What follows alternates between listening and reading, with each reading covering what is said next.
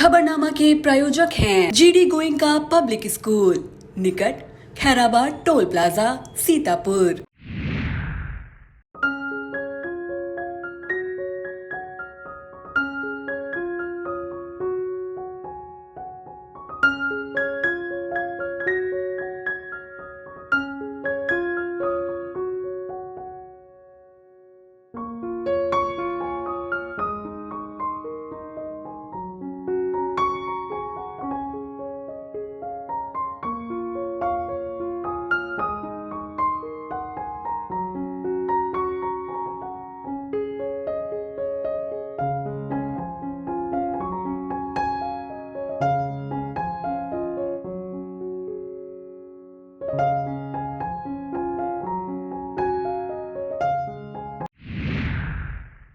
नमस्कार, मैं हूं निशान गुप्ता। स्वागत है आप सभी का इंडिया के खास 100 खबरनामे में।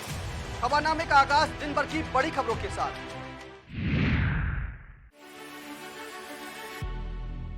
छात्रवृत्ति घोटाले की जांच कर रही ईडी को अब जलाल जैदी की तलाश। एससी/एसटी रिफंड में बंद हुआ मैनुअल आवेदन का खेल।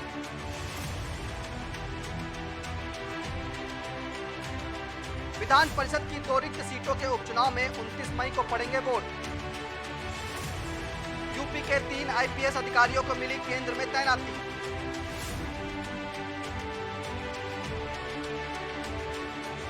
भारा ब्रांड रिफाइंड की दरें 15 से 20 रुपए प्रति लीटर घटी। कोरोना काल में वसूली गई फीस वापसी के फैसले पर सुप्रीम कोर्ट की रोक। बेसिक शिक्षा के स्कूलों का निरीक्षण करने में मनमानी पर महानिदेशक हुए सख्त।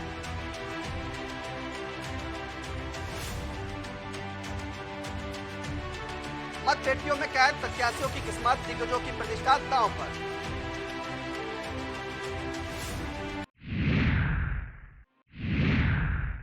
यूपी में हुए 100 करोड़ से ज्यादा के छात्रवृत्ति घोटाले की जांच कर रही ईडी को अब जलाल जैदी की तलाश है। खुद को आईएएस अफसर बताने वाले मेरठ के जलाल जैदी को ईडी इस घोटाले को अंजाम देने का अहम किरदार मान रही है। जलाल जैदी का नाम हाइजिया ग्रुप पर आयकर विभाग की जांच में सामने आ चुका है। बताते हैं कि जलाल जैदी के बारे में पुख्ता जानकारी मिलने के बाद ईडी अपनी एक टीम जल्द मेरठ भेजने की तैयारी में है, जिससे जैदी को जल्द गिरफ्तार कर समूचे घटनाक्रम से पर्दा उठाया जा सके। यूपी में एसजीएसटी यानी राज्य माल एवं सेवा कर का रिफंड लेने में हो रहा खेल खुलने के बाद अब रिफंड के लिए मैनुअल आवेदन की व्यवस्था को रोक दिया गया है। सभी व्यापारी अब ऑनलाइन आवेदन करेंगे। विभाग ने इस संबंध में दिशा निर्देश जारी कर दिए हैं। बताते चले कि ऑफलाइन व्यवस्था होने के कारण रिफंड लेने में बड़े पैमाने पर खेल किया जा रहा था। इसकी शिकायतें लगातार एसजीएसटी मुख्यालय को मिल रही थी। अधिकांश शिकायतों में सामने आया कि व्यापारी और अधिकारी मिली भगत कर अधिक माल का ई-वे बिल जनरेट करके उसके आधार पर रिफंड का आवेदन कर रहे थे। विधान परिषद की 2 रिक्त सीटों पर उपचुनाव के लिए भारत निर्वाचन आयोग ने तारीखों का ऐलान कर दिया है।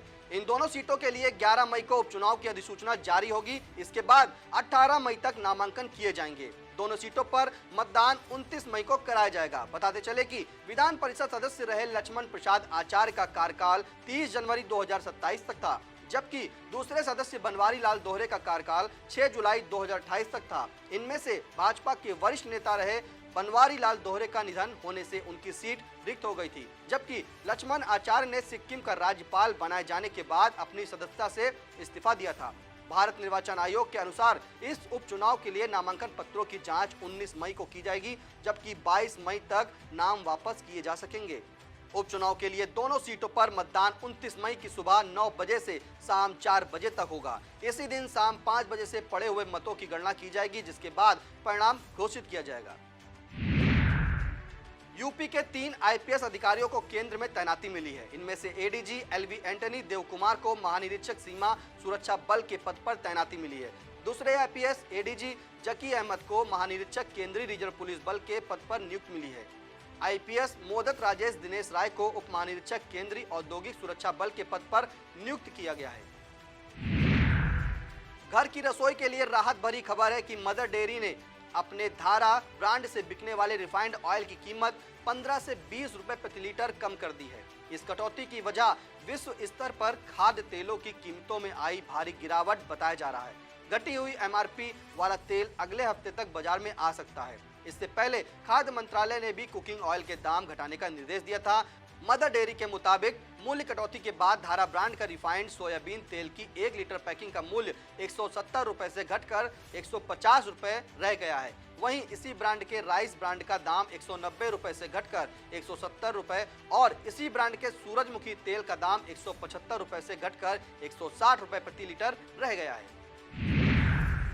कोरोना काल के दौरान स्कूलों द्वारा वसूली गई फीस का 15% वापस करने के संबंध में हाईकोर्ट द्वारा दिए गए आदेश पर सुप्रीम कोर्ट ने रोक लगा दी है।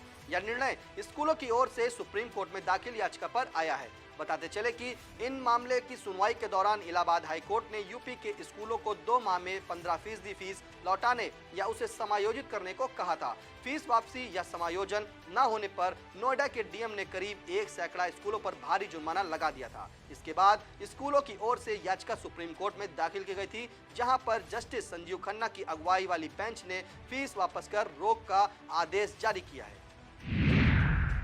बेसिक शिक्षा के स्कूलों का निरीक्षण करने में अपनों पे करम गैरों पे सितम वाला खेल हमेशा से चलता आया है। इसका मतलब है कि कुछ स्कूलों का तो कभी निरीक्षण नहीं होता और कुछ स्कूलों का निरीक्षण बार बार किया जाता है।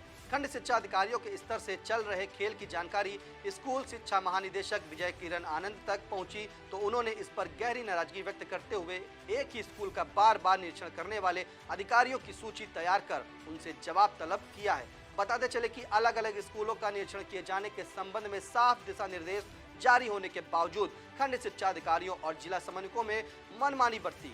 महानिदेशक की समीक्षा में सामने आया कि 33 खंड शिक्षा अधिकारियों और जिला समन्वयकों ने 4 महीने में 2099 स्कूलों का निरीक्षण किया। इनमें से 136 स्कूल ऐसे थे जिनका बार बार निरीक्षण किया गया।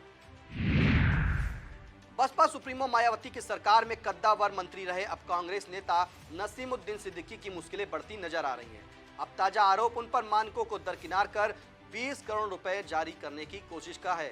यूपी के चर्चित ताज घोटाले की जांच कर रही सीबीआई की चार्जशीट में दावा किया गया है ताज कॉरिडोर के निर्माण में मानकों के खिलाफ 20 करोड़ रुपए और जारी करने की तैयारी थी। तत्कालीन मंत्री नसीमुद्दीन सिद्दीकी द्वारा भी राष्ट्रीय परियोजना निर्माण निगम के पक्ष में 20 करोड़ रुपए जारी करने के लिए लिखापढ़ी की गई थी। तत्कालीन मुख्य सचिव डीएस बग्गा ने इसे नियम विरुद्ध बताते हुए फाइल पर अपनी आपत्ति दर्ज की थी, जिसके चलते रकम का भुगतान नहीं किया जा सका था। इसके बाद मामला गड़बड़ होता देख नसीमुद्दीन सिद्दीकी ने यह फाइल वापस मंगवा ली। सीबीआई का दावा है कि नसीमुद्दीन ने अपनी नोटिंग में छेड़छाड़ कर खुद को बेकसूर दिखाने की कोशिश की थी। अब खबर है जनपद सीतापुर से। सीतापुर जिले के सभी 11 नगर निकायों के लिए गुरुवार सुबह से शुरू मतदान शाम तक खत्म हो गया, जिसके बाद सभी निकायों की मतपेटियों को संबंधित स्ट्रांग रूम में रख दिया गया। मतगणना 13 मई को होगी। इसमें अभी करीब 1 हफ्ते का वक्त है। सभी प्रत्याशियों के कैंपों में किसकी हार किसकी जीत को लेकर आंकड़ों की बाजीगरी जारी है।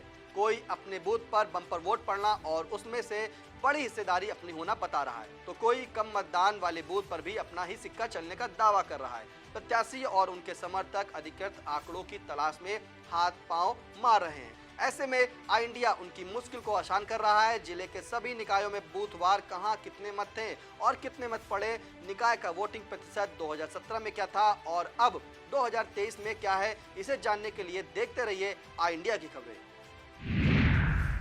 सीतापुर के लोनियनपुरवा स्थित डॉक्टर भीमराव अंबेडकर बुद्ध विहार विकास सेवा समिति द्वारा महात्मा बुद्ध की 2568वीं जयंती बड़ी धूमधाम से मनाई गई। जयंती में भंते स्वयं सारण द्वारा महात्मा बुद्ध के भजनों को सुनाया गया। कार्यक्रम में विश्व हिंदू परिषद के विभाग अध्यक्ष विपुल सिंह ने महात्मा बुद्ध के चरणों में पुष्पांजलि अर्पित की और जिला मंत्री त्रिपुरेश ने महात्मा बुद्ध के जीवन चरित्र पर प्रकाश डाला। कार्यक्रम में अध्यक्ष नीरज कुमार गौतम, महासचिव राम नरेश भारती, उपाध्यक्ष विजय कुमार बौद्ध, जवाहर लाल, खुशीराम, राम लोटन, राम भजन, डॉक्टर जीडी वर्मा, गंगाराम, रेखा गौतम, माया खगोल, अनुसंधान केंद्र के राजेश, साहिल आदि लोग उपस्थित रहे।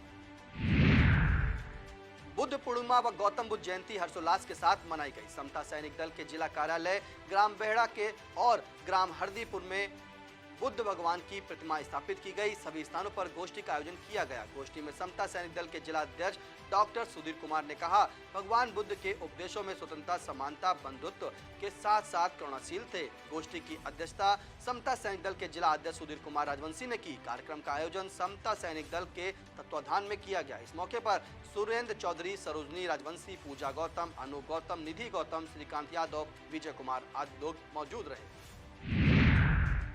वक्त हो चला है एक छोटे से ब्रेक का। बने रहिए खबरनामे के साथ।